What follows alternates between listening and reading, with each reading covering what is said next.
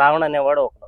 ఇది హిందూ దేవాలయాల గురించి కానీ హిందూ మతం గురించి కానీ కొన్ని అసత్య ప్రచారాలు చేశాడు. అతన్ని అరెస్ట్ చేయటం ప్రభుత్వం కక్ష సాధింపు చర్యలు తీసుకుంటుందని కొంతమంది జర్నలిస్టులు, కొంతమంది కోహానా మేధావులు అతనికి సపోర్ట్గా మాట్లాడుతున్నారు. ఖచ్చితంగా రావణ్ అనేవాడు ఏదైతే శాంతి భద్రతలకు విఘాతంగా కుల మతాలని రెచ్చగొట్టే విధంగా నువ్వు చెప్పింది ఆ రోజున ఏలూరులో జరిగినప్పుడు క్రైస్తవ సభ అని చెప్పి ఆ రోజు నువ్వు వెళ్ళి మాట్లాడావు.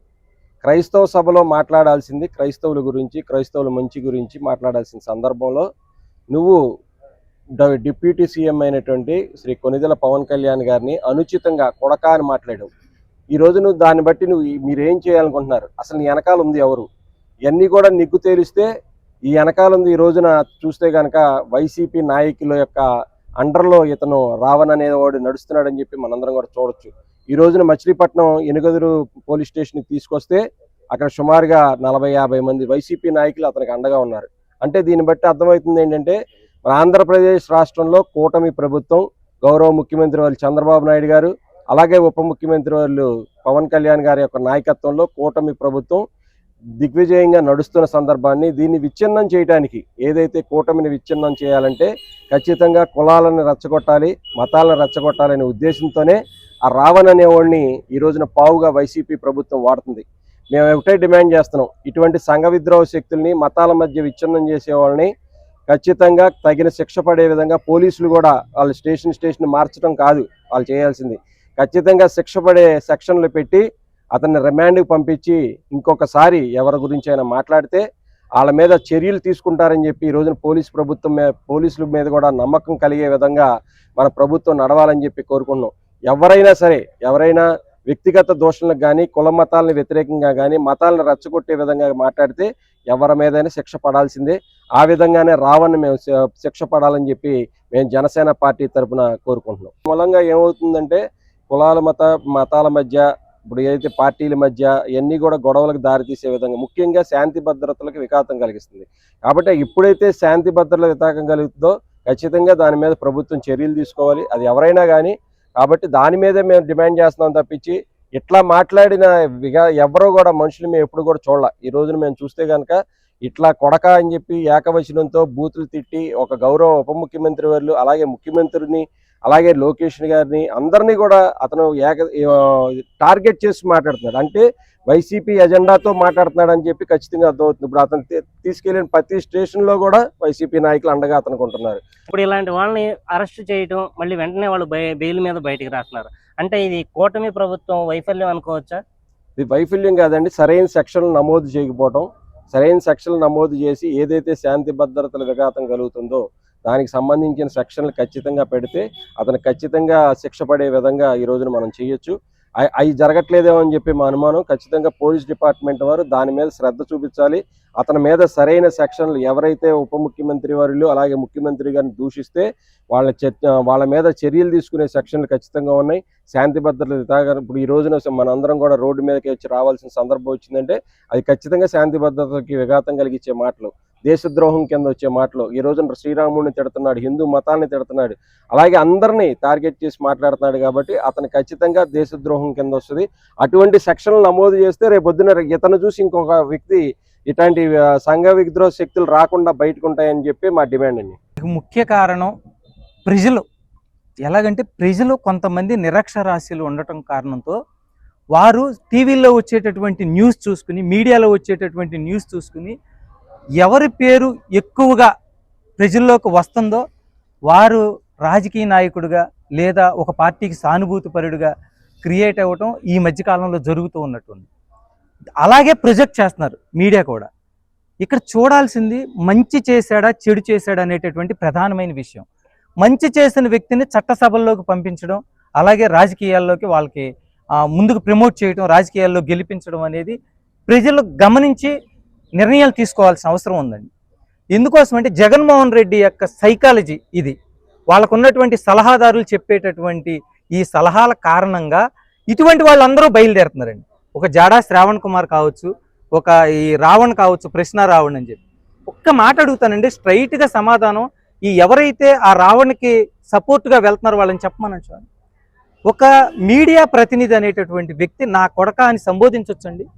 అసలు ఎదుటి వ్యక్తిని సంబోధించవచ్చా? ఒకటో ప్రశ్న. రెండోది కూడా పవన్ కళ్యాణ్ గారు లాంటి వ్యక్తి ఆయన ఇప్పటి వరకే, ఆయన రాజకీయాల్లోకి రాకముందు కావచ్చు, రాజకీయాల్లోకి వచ్చినప్పటి నుంచి ఇప్పటి వరకే కావచ్చు, ఎవరి సొమ్మైనా దోచుకున్నట్టు, అవినీతి చేసినట్టు ఎక్కడైనా ఏమన్నా ఉన్నాయండి ఆధారాలు? గత ఎన్నికలకు వచ్చేసరికి ఏమో 3 పెళ్ళాలు ఏదో అలాంటి కామెంట్లు ఎన్నికల వరకు కూడా చేసుకుంటూ వచ్చారు. స్ట్రాటజీ పనిచేయలే. అలాగే ఇప్పుడు ఏం చేస్తున్నారంటే ఇటువంటి వాళ్ళందరినీ కావాలని బయటకు తీసుకొచ్చి, ఇంకా కూడా అడ్వకేట్లు వీళ్ళు కూడా ఉన్నారు కొంతమంది, వాళ్ళ రాష్ట్రం అంతా కూడా చూస్తూ ఉన్నారు.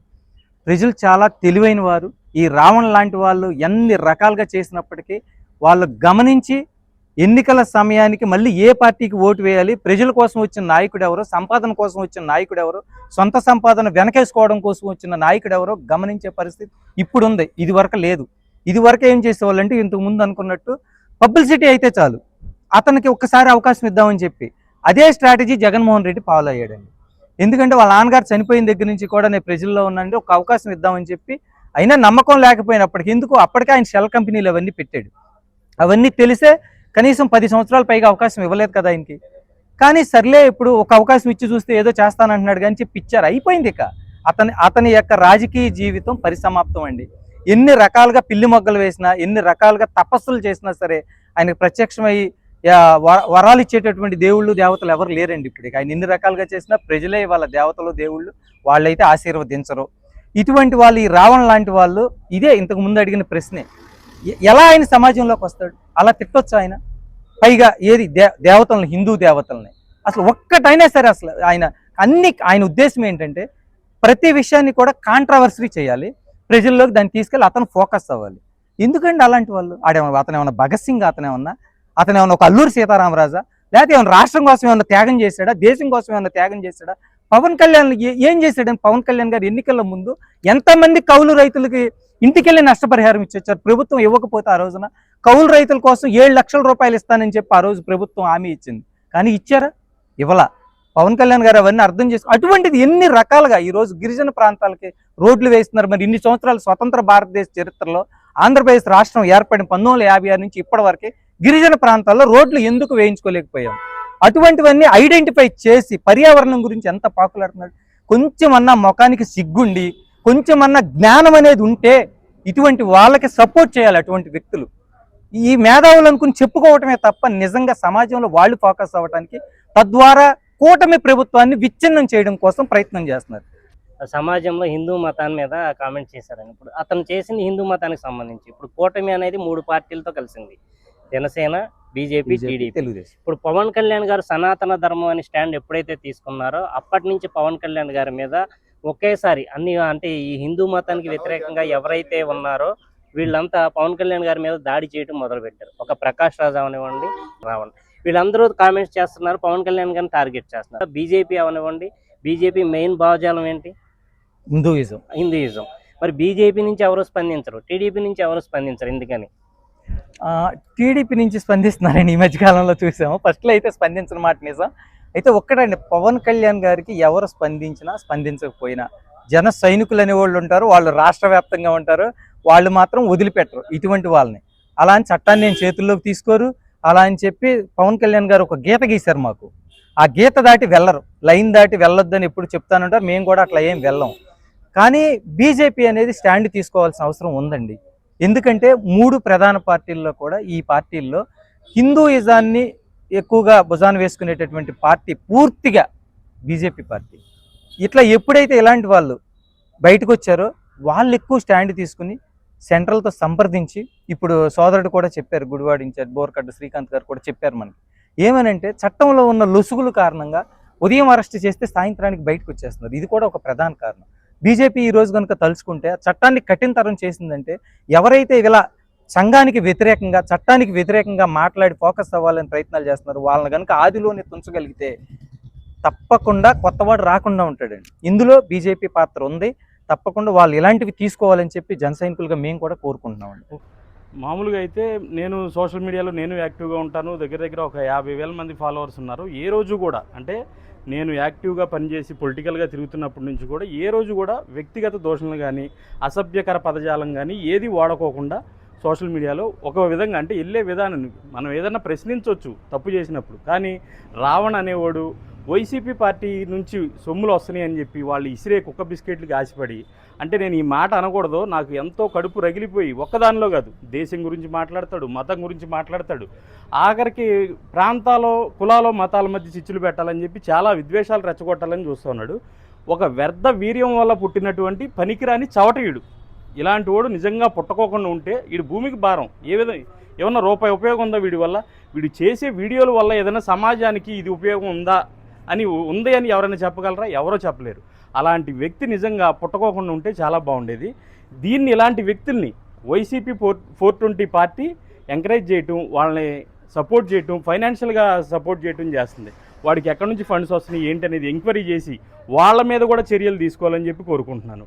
ఈయన ఇప్పుడు పవన్ కళ్యాణ్ గారు ఆంధ్రప్రదేశ్కి డిప్యూటీ సీఎంగా ఉండి ఎన్నో అభివృద్ధి కార్యక్రమాలు చేస్తూ ఉంటే ఆయన వ్యక్తిగత దోషణలు చేయటం, ఒక డిప్యూటీ సీఎంని పట్టుకుని ఏ విధంగా మాట్లాడుతున్నాడు అనేది ఆలోచించండి. ఏంటి అసలు అంటే ఏది చేసినా మేము నడిచిపోద్ది అనే ఒక గర్వంతో వెరవేగుతున్నారు. ఇంకపోతే ఈ కూటమి ప్రభుత్వానికి నాదొక విజ్ఞప్తి. ఇది మంచి ప్రభుత్వం అని అందరూ ప్రజలు అనుకుంటున్నారు. కానీ ఎంత మంచి ప్రభుత్వం అంటే విచ్చలవిడిగా ఎవరికి నోటికొచ్చి ఏది మాట్లాడినా వాళ్ళని తిట్టినా కూడా చర్యలు తీసుకుంటున్నా. మరీ అంత మంచి ప్రభుత్వం ఉండకూడదు. చంద్రబాబు నాయుడు గారికి, పవన్ కళ్యాణ్ గారికి నేను విజ్ఞప్తి చేస్తున్నాను. ఇలాంటి వాళ్ళనే కఠినమైన చర్యలు తీసుకుని కఠినమైన శిక్ష, అసలు ఇతని మీద దేశద్రోహం కేసు పెట్టాలి. ఎందుకంటే నేను టెర్రరిస్టులకి వాళ్ళకు కూడా మానవ హక్కులు ఉంటాయి, లేదంటే మతాల మధ్య చిచ్చులు పెడతాను, నేను ఇష్టం వచ్చినట్టు మాట్లాడుతూ ఉంటే ఇతని మీద కఠినమైన చర్యలు తీసుకుని కఠినమైన శిక్షలు విధించి బెయిల్ రాకుండా చేయాలి. పోలీసు వారు కావచ్చు, ప్రభుత్వం కావచ్చు, బెయిల్ రాకుండా ఇలాంటి వ్యక్తిని జైల్లోనే ఉంచాలని చెప్పి కోరుకుంటున్నాను. ఆల్రెడీ యూట్యూబ్ ఛానల్ అనే భావ వ్యక్తీకరణ స్వేచ్ఛతో వాడు పెద్దోడు అయిపోయి పవన్ కళ్యాణ్ గారి పేరెత్తి పవన్ కళ్యాణ్ గారి నోట్లో అది ఇది అని చెప్పేసి పిచ్చివాడు అవుతున్నాడు.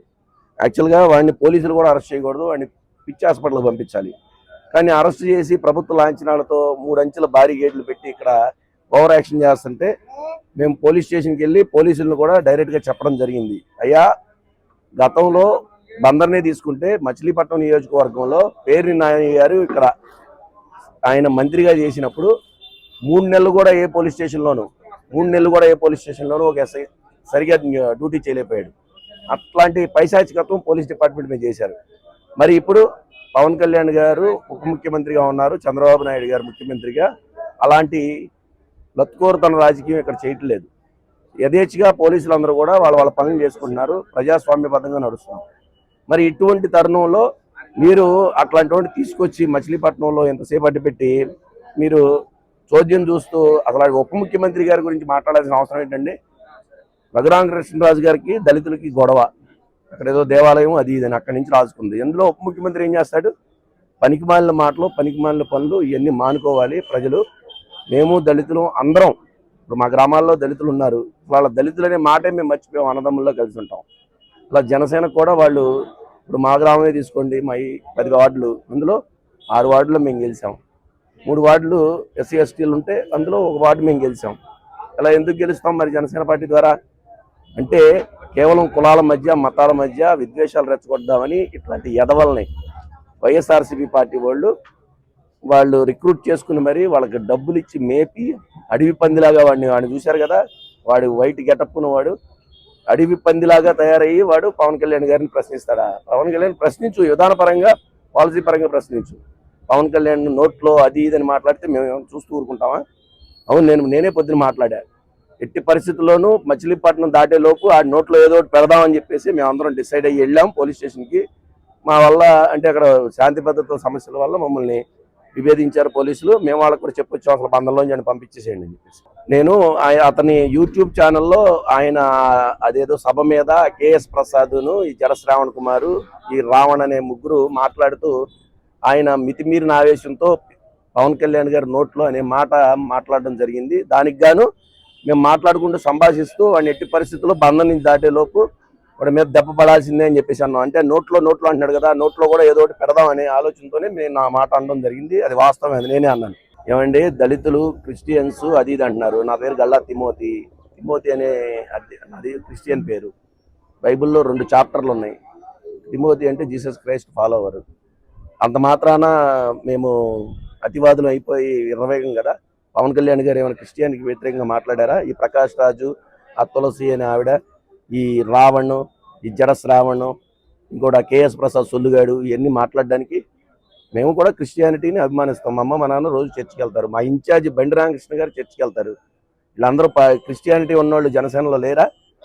ఏంటంటే కేవలం వాళ్ళు ఏడవలేక 11 సీట్లు పరిమితం అయ్యి 40% ఓటింగ్ ఉన్నా కానీ ఎలా ఓడిపోయారని జుట్లు పీక్కుంటూ పవన్ కళ్యాణ్ గారు అధపాతాలని తొక్కుతానన్నాడు కదా, తొక్కాడని చెప్పేసి మగోళ్ళలాగా జీర్ణించుకోలేక ఈ రోజున ఇలా కులాల మధ్య మతాల మధ్య చిచ్చు పెట్టడానికి ఒకళ్ళు రెచ్చగొట్టి పంపిస్తున్నారు. వీళ్ళందరూ పెయిడ్ ఆర్టిస్టులు. కానీ జన సైనికులు ఎవరికి ₹1 ఇవ్వక్కర్లా. ఇవాళ 150 మంది వెళ్ళాం. అదే ఎవరు అనుకోకుండా వెళ్తే 150 మంది అయ్యాం. ఎవరైనా అనుకుని వెళ్తే 500 మంది అయ్యేవాళ్ళం. పోలీస్ స్టేషన్ పగలగొట్టి మరీ బయటికి తీసుకొచ్చేవాళ్ళం. కానీ అట్లాంటి మేము చేయలేదు. ఎందుకు చేయలేదు? ఇప్పుడు పిచ్చి కుక్కలాగా భావించి వాడిని ఇక్కడి నుంచి తీసేయండి, మా బందర్లోంచి పంపించేయండి అనే మాటలోనే మేము మాట్లాడాం. సో పవన్ కళ్యాణ్ గారి మీద ఎటువంటి చర్యలకు పాల్పడినా, ఆయన మీద నోరు పారేసుకున్నా రాబోయే రోజుల్లో విధానపరంగా చట్టపరంగా ముందుకెళ్తాం. వాళ్ళు హద్దు దాటితే మేము హద్దు దాటుతాం. సమాజంలో విద్వేషాలు రెచ్చగొట్టాలని చెప్పి, కులాల మధ్య మతాల మధ్య చిచ్చుబెట్టి రాజకీయాల్లో పబ్బం గడుపుకోవాలని చూసేటువంటి ఏ వ్యక్తికైనా సరే ఈ ప్రశ్న రావణ్ అనేటువంటి వ్యక్తి ఒక ఉదాహరణ. అతనికి జనం చెప్పేటువంటి గుణపాఠం నిజంగా సమాజంలో విద్వేషాలు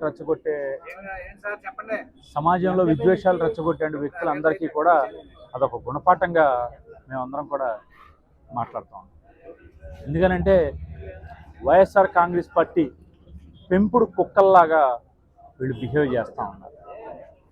నెల నెల వైసీపీ దగ్గర ప్యాకేజీలు తీసుకుని పవన్ కళ్యాణ్ గారు చేసేటువంటి అభివృద్ధి మీద, రాష్ట్రంలో జరుగుతున్నటువంటి సంక్షేమం చూసి ఓర్వలేనితనంతో మళ్ళీ వైసీపీ అధికారంలోకి రాదేమో జీవితంలో అని చెప్పని జగన్మోహన్ రెడ్డి భయపడుతూ ఇలాంటి వాళ్ళందరినీ కూడా పవన్ కళ్యాణ్ గారిని తిట్టమని చెప్పి ఉసుగొలిపి బయటికి పంపిస్తాను. ఈరోజు నేను చెప్తా ఉన్నాను, ఒక పిఠాపురం నుంచి మచిలీపట్నమే కాదు, ఇలాంటి రావణ్ అనేటువంటి వ్యక్తిని యావత్ రాష్ట్రం అంతా కూడా ప్రతి పోలీస్ స్టేషన్కి కూడా తిరిగే రోజు దగ్గరలోనే ఉంది.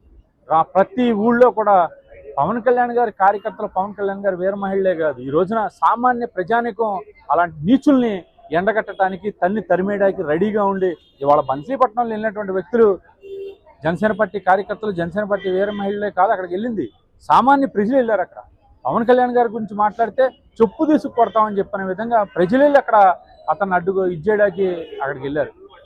అలాంటి ఇప్పటికైనా సిగ్గు తెచ్చుకోవాలి ఇలాంటి వ్యక్తులందరూ. అంటే ఇప్పుడు చట్టంలో ఉండేటువంటి లుసుగులను అడ్డం పెట్టుకుని వాక్ స్వేచ్ఛ అనేటువంటి ఒక పదాన్ని ఉపయోగించి గొప్ప వ్యక్తి, దేశానికి రాజ్యాంగాన్ని అందించినటువంటి డాక్టర్ బిఆర్ అంబేద్కర్ గారు ఇచ్చినటువంటి రాజ్యాంగాన్ని అడ్డం పెట్టుకుని ఇలాంటి చెంచగాళ్ళు, ఇలాంటి సమాజ ద్రోహులు వీళ్ళందరూ కూడా చెలరైపోతా ఉన్నారు.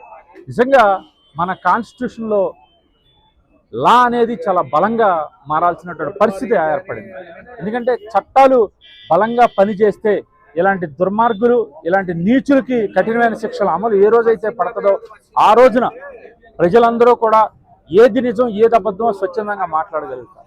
ఎందుకనంటే ఈ రోజున వీళ్ళు మాట్లాడే మాటలకు కానీ, వీళ్ళు మాట్లాడేటువంటి చేష్టలకు కానీ ఎక్కడన్నా కొంతనుందా? పవన్ కళ్యాణ్ గారిని వ్యక్తిగతంగా విమర్శించడం, పవన్ కళ్యాణ్ గారి ఇంట్లో భార్య బిడ్డల గురించి మాట్లాడటం, అంతకుముందు ఆడేవాడో బోరుగడ్డ అనిలని వైసీపీ కండవా వేసుకోకుండా కండవా వేసుకున్నవాడి కంటే ఎక్కువగా బిహేవ్ చేసి పవన్ కళ్యాణ్ గారి ఇంట్లో వాళ్ళని దూబూషులాడేటువంటి వ్యక్తి ఆ బోరుగడ్డ అనిల్ గారు. బోరుగడ్డ అనిల్ తర్వాత ముందు కత్తి మహేష్, ఇలా వైసీపీ సీజన్ పార్టీ అనమాట. అది YCP seasonal party. Kathi Mahesh, Borugadda Anil, ఇవాళ రావణ్ ఇలాంటి వాళ్ళందరినీ కూడా వైసీపీ చెంచాగిరిగా వాడుకుంటూ వాళ్ళందరినీ జనసేన పార్టీ పవన్ కళ్యాణ్ గారి మీదకు ఉసుగొలుపుతూ ఇష్టానుసారంగా మాట్లాడండి, మీకు వెనకమాల మేము పొన్నవోలు గారికి ఏం పనండి, వైసీపీ లీగల్ సెల్లు పొన్నవోలు గారికి నువ్వు ప్రశ్న రావణ్కి ఏంటి సంబంధం? ఈ చీకటి ఒప్పందం కదా వాళ్ళది. పవన్ కళ్యాణ్ గారి మీద కక్షపూరితంగానే వాళ్ళు వ్యవహరిస్తున్న తీరు కదా. ఇలాంటివన్నీ కూడా ప్రజలు గమనిస్తూ ఉన్నారు. చెప్తా ఉన్నాం, ఈసారి ఇలాంటి పనికిమాలిన పనులు చేసే మీరు 151 నుంచి 11 స్థానాలకు పడిపోయారు. ఈసారి ఒక్క స్థానానికి పడిపోతారని చెప్పని కూడా ఈ సందర్భంగా వాళ్ళని హెచ్చరిస్తాం.